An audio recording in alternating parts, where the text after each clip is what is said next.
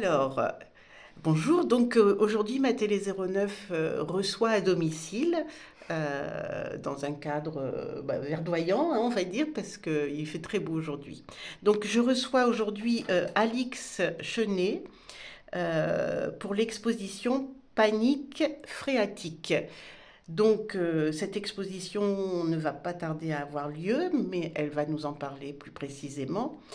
Et donc, cette exposition est, je dirais, le résultat d'un projet de recherche. Voilà, donc a priori, des scientifiques et des artistes sont au cœur de ce projet. Alors, du coup, je vous laisse présenter un peu ce projet, nous raconter un peu son histoire, Eh et ben puis oui. on défilera après. Hmm. Eh bien du coup oui, en fait l'exposition donc Panique phréatique, elle vient d'une équipe de recherche de scientifiques de Toulouse qui ont été sollicités par une association ariégeoise il y a 2 ans sur la controverse autour des gravières et la thématique de l'eau souterraine ici en Ariège. Et donc les scientifiques ont fait des recherches pendant ces 2 ans environ et ont surtout accumulé beaucoup de sources, beaucoup d'éléments qui existaient déjà par ailleurs et ont essayé de rendre ça un peu plus lisible pour Mhm. l'entièreté de la population et pour que tout le monde puisse y comprendre un peu quelque chose. Et donc de ça découle une exposition qui est en préparation depuis plusieurs mois et donc qui a pour but de permettre à tout le monde d'apprendre quelque chose à son niveau, à son échelle, et d'avancer sur la question des gravières et de l'eau souterraine. Mhm. Donc ça, c'est la naissance du projet. Donc l'organisation, elle s'est faite de quelle manière? Elle se fait de quelle manière d'ailleurs plutôt? Et ben, du coup, il y a une personne qui a été embauchée en CDD et moi en stage pour coordonner un peu tout ça. Et on a pris contact avec une scénographe, un graphiste. Les chercheurs ont écrit Mhm. le contenu de l'exposition. Et on a essayé de mettre ça un peu en forme, de trouver aussi du matériau peut-être à montrer pendant l'exposition.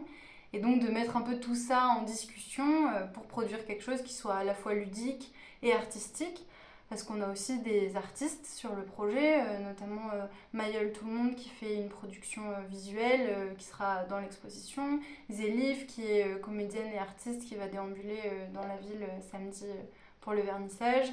Donc voilà, il y a différentes personnes qui ont été sollicitées sur le projet et ça fait quelques mois là qu'on se voit régulièrement pour avancer sur ça.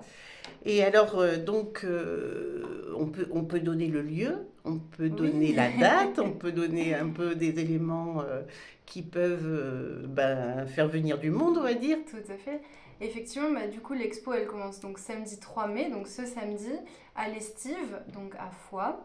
Le vernissage, il est à 17 h, mais avant ça, il va y avoir la déambulation de Zélif, qui est donc artiste, qui sera à 15h30 devant le bar La Fourche, qui est dans le centre de Foix. Et donc voilà, on va suivre sa performance, mais je peux pas en dire trop, donc Non, non, j'imagine bien, il j'imagine. faudra venir voir. Et ensuite, Mhm. l'exposition, elle sera ouverte tous les après-midi du 3 au 10 mai à l'Estive à Foix, sauf le 8 mai qui est fermé parce que c'est férié. Saint-Férié. Et ensuite, on ira à Saverdun à partir du 13 mai et jusqu'au 29 mai au musée Fugace, qui est Mhm. un lieu à Saverdun où on exposera l'expo là-bas. D'accord. Et alors vous, dans ce projet, quelle est votre, je dirais, ouais, quelle est votre place? Bah, du coup, moi j'ai été, on va dire, j'ai intégré l'équipe au moment où il a fallu commencer à préparer l'expo en tant que stagiaire dans les laboratoires des chercheurs.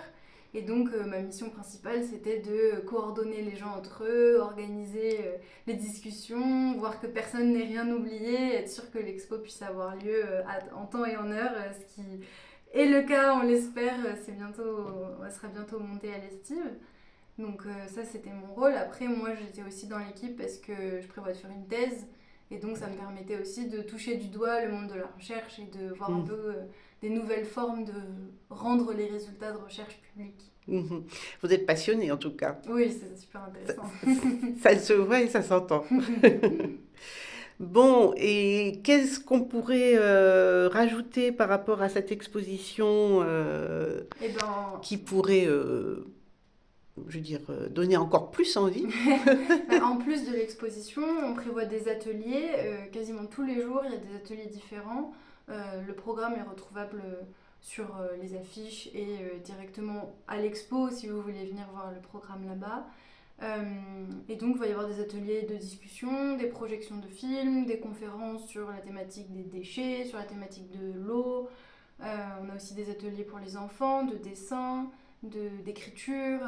Voilà, il y a des choses très larges. On a essayé de proposer un panel divers d'ateliers pour que le plus grand nombre de personnes puissent venir voir l'expo. Mhm. L'idée, c'est vraiment de pouvoir discuter ensemble et c'est pas grave si on n'est pas d'accord, mais au moins on a un espace pour en parler. Ah, mais super, ouais. Ah oui, c'est vrai que je veux dire, c'est une palette très large, hein, mais Tout à bon, fait. toujours autour de ce sujet-là, en tout cas. Bien sûr, oui. Mm, Après, ça permet au moins à chacun de prendre quelque chose là mm, où il veut mm. et voilà. Ok. Bon, bah, je pense que... Est-ce qu'on a fait le tour? Bon, c'est ouais. Ouais. Bon, bah, en tout cas, super. Merci beaucoup. Et puis, ben, venez nombreux parce que je pense que c'est important, hein, Nous aussi, on espère que vous serez nombreux et nombreuses à mm. venir, notamment samedi pour la déambulation de Zélif. Ok. Bah, rendez-vous ce jour-là, en tout cas. Merci beaucoup, Alix. Merci. À bientôt.